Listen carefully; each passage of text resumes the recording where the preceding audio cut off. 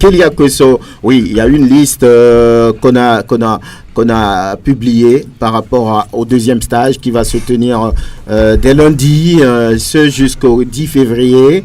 Et les filles sont là, elles n'ont que cette envie de jouer, hein.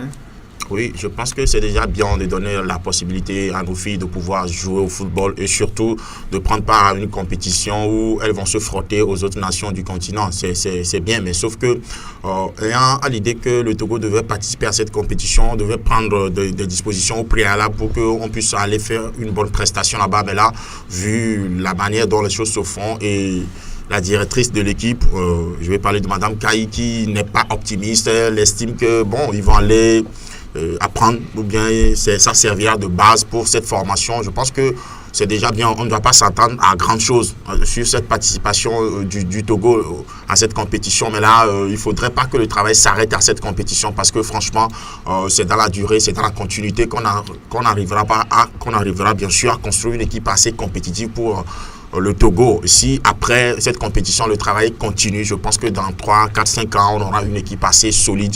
Mais il ne faut pas oublier aussi les compétitions nationales. Je vais parler du championnat pour ces filles-là, pour qu'elles puissent être en jambes pour des compétitions de ce genre. Voilà, c'est la fin de la phase aller en deuxième division. Et là, nous avons tous vu le classement, ce qui s'est passé. Votre bilan, vous, que dites-vous après la fin de la phase aller en deuxième division? Kélia Kosso, vous? Oui, moi je pense que dans la zone nord, la logique est un peu respectée dans la mesure où Odalou était un peu a lutté la saison dernière avec la SCK. Avec la SCK. Maintenant que la SCK est montée en première division, c'est cette équipe qui joue le premier rôle dans la zone nord. Donc dans le sud, ma petite déception, c'est un peu l'attente d'eux parce que vu tout ce que cette équipe a produit la saison écoulée, on s'attendait au fait qu'elle puisse continuer dans cette logique-là et surtout jouer le premier rôle en championnat cette saison même. Il y a des équipes qui se sont mieux préparées et qui sont en train de sortir les griffes tout simplement, à l'instar de Boulossou des Lacs. Maintenant, je pense que l'attente d'eux doit continuer. Surtout, il faut que la motivation vienne des dirigeants et surtout du staff technique. Il faut quand même que les joueurs soient conscient du fait que l'objectif c'est la montée. Et qu'est-ce qu'il faut faire pour monter? Il faut produire du jeu, il faut jouer, il faut laisser ceux dont le coach vient de parler, on met des trucs sur la tête et tout. Bon, le football, vous êtes encore en deuxième division, l'objectif c'est la montée en première division. Même la première division, c'est pas le summum, il y a beaucoup de choses à faire, c'est toute une carrière et ça s'étend sur beaucoup d'années. Donc aujourd'hui, je pense que attendre une équipe qui a une bonne squelette quand même, avec les Noukafou et le capitaine Danfia et tout. Donc maintenant, il faut quand même que le travail se fasse surtout en attaque pour pouvoir marquer les buts et essayer d'évoluer. De l'autre côté, je pense que comme le coach vient de le dire, il va essayer de battre Ifodje et les autres là, mais ça va pas du tout être très facile parce que c'est des équipes aussi qui veulent monter en première division. Eux aussi, leur objectif, c'est la montée. Donc forcément, ça va pas être facile pour la deuxième phase. Donc ça va être âprement disputé. Je pense que ça va donner plus de piment à cette seconde phase-là dans la zone sud ici chez nous.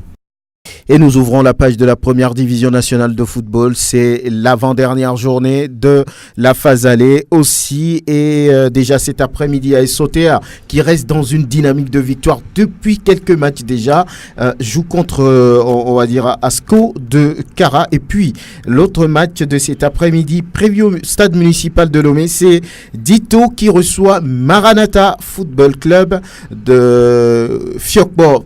Ça s'annonce intéressant des deux côtés. Nini Sebabi qui fait de très bons résultats désormais. Dito qui fait des résultats dans deux scies. C'est vrai, 2 victoires sur ce stade. Après, il y a eu deux matchs nuls. Et puis voilà, derrière Maranatha qui veut engranger des points pour revenir dans la course.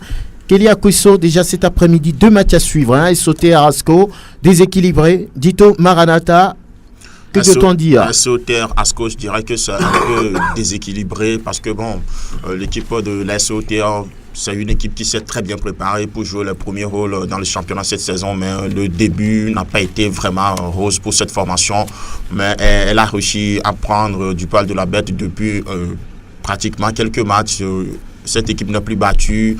Elle arrive à arracher les matchs nuls là où il faut et surtout à gagner des matchs qu'il faut pour monter dans le classement. Et ils ont remonté véritablement dans le classement cette saison. Donc cette équipe est dans une très bonne dynamique actuellement. Donc face à l'équipe d'Asco de Kara, je pense que ça va pas être très difficile pour les joueurs de Nieni et Babi parce que là, ils vont jouer le match à domicile et puis leur attaque aussi est dans une très bonne dynamique actuellement et surtout que Sebou Badarou a commencé à marquer. Je pense que accompagné par Degli Messan dans les couloirs avec un autre Akoro Bilali, ça a forcément apporté beaucoup offensivement à cette équipe de l'SOT. Mais je suis impressionné par la durée de Sebou Badarou que je connais depuis que j'étais encore au collège. Il jouait déjà dans l'ex-S Douane de Lomé. Donc aujourd'hui, il est toujours là et je pense que c'est l'un des vieux de ce championnat togolais. Donc forcément, il répond toujours. Et je pense que quelque part, il doit être un modèle pour nous, nos jeunes frères aujourd'hui, même si... Entre-temps, il était en équipe nationale, il n'a pas eu la chance de voyager, de faire une grande carrière, mais la constance au sein de cette équipe de l'SOTM, c'est déjà un pas pour d'autres aussi qui doivent s'inspirer de lui. Dans le camp de Asco, il vient droit à Lomé pour un match nul, c'est clair, parce que devant, c'est quand même l'SOTM, quoi. Je vais me prononcer sur l'avenue de Mani Sapol à l'Est de Goport. Je pense que au niveau de cette équipe portuaire, il y a déjà embouteillage au milieu de terrain, parce qu'ils jouent en 3-5-2, je crois. Donc déjà, au milieu de terrain, ils doivent être 5 là.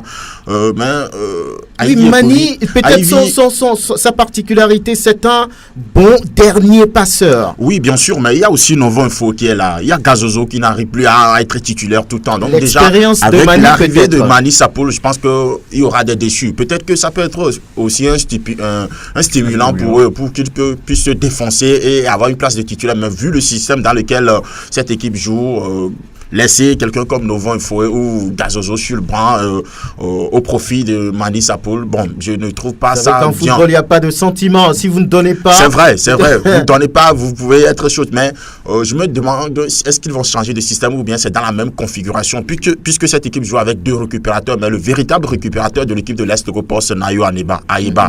Donc, dans ces conditions, ça va être difficile. On aura trop de milieux offensifs pour cette équipe de l'Est de Goport avec 2 attaquants devant. Sachant bien sûr qu'il y a aussi un certain Chima Nelson Igwe qui est là et Klukbo Kokou. Donc je ne sais pas trop comment Aïvi Ekoui va gérer ça. Kelly?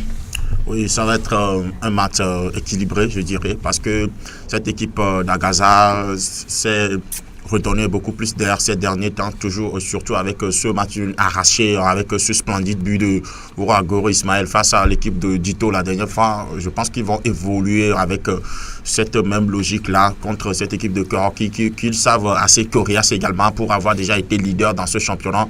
Donc je pense que les joueurs d'Agaza sont avertis. Ils savent très bien qu'ils ont un sérieux adversaire à prendre également au sérieux. Donc, puisque le match se joue à domicile avec le soutien du public des Scorpions Noirs, je pense qu'on aura droit à un très beau match, mais à la fin, je ne vois pas de vainqueur dans cette rencontre. Vous voyez un match nul, vous? Bien sûr. Oui, la commission de discipline qui a frappé fort Semassi, condamné à une amende de 300 000 francs CFA pour un envahissement du terrain. L'entraîneur Olufade Adekami est suspendu pour un match d'interdiction de banc, de touche et 2 vestiaires. Semassi toujours, qui écope d'un match d'interdiction de stade, notamment le stade municipal de Sokodé. Le joueur de Semassi, Nénié Opodo Fabrice, est condamné pour 2 ans de suspension ferme. Aïe, aïe, aïe. Aïe, aïe, aïe. C'est fini pour lui. C'est fini, malheureusement. Le joueur Choukou, toujours de Semassi, écope d'un match de suspension. Pour lui, c'est gérable. C'est pas aussi très fort. D'autres sanctions qui sont prises à l'encontre d'Agoua. Et dans le match Agoua Tigre Noir 5AC du 7 janvier 2018, Agoua qui écope d'une amende de 100 000. Agoua condamné à 4 matchs d'interdiction de stade, notamment le stade municipal de Koussountou. Pour l'instant, on ne sait pas trop là où ils vont jouer. Agoua est condamné à réparer les dommages causés par ses supporters au commissaire du match qui s'élève à 259 000 francs.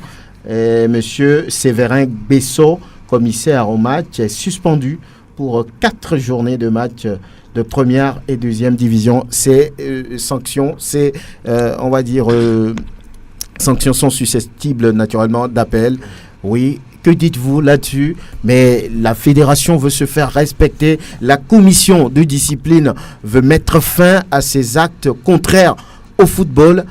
Beaucoup disent que les sanctions sont exagérées. D'autres disent non, ce n'est même pas la moitié de ce qu'ils méritent. Mais vos commentaires ici? Oui, moi je pense que la fédération a déjà eu à subir beaucoup de choses la saison écoulée. Donc cette saison quand même, elle a pris des dispositions pour décourager les fauteurs de troubles du championnat. On a toujours milité pour la non-violence sur les terrains. Maintenant, si les entraîneurs vont se mettre à exciter à la violence, je pense que ça part mal pour un bon déroulement du football dans notre pays. Donc il faudrait quand même que la fédération puisse mettre de l'ordre dans les choses. Et je pense que c'est ce qu'ils sont en train de faire. Ça va servir de leçon à ceux qui sont en train de préparer d'autres choses également. Le football, après tout, c'est un jeu. Maintenant, il faut accepter cet aspect jeu de ce football-là pour que tout le monde puisse être dans les meilleures conditions. Maintenant, il ne faudrait pas que la fédération attende aussi pour sanctionner. Il faut qu'elle prenne des dispositions pour que ce genre de circonstances, ce genre de situation n'arrive plus souvent sur nos terrains. Genre, mettre les joueurs et tous ceux qui contribuent au développement du football ou bien à la tenue d'un match dans les meilleures conditions avec les meilleures conditions de sécurité réunies. Sinon, la sanction, c'est pour dire vous avez mal fait, on vous a sanctionné. Maintenant, si d'autres se mettent à faire ça, on va sanctionner peut-être, oui, mais jusqu'à quand on va continuer à sanctionner? Il faut qu'à un moment donné, les gens qu'on prenne des dispositions qui vont décourager les gens justement, qui vont faire que les gens ne vont même plus penser à créer la violence sur les terrains de football.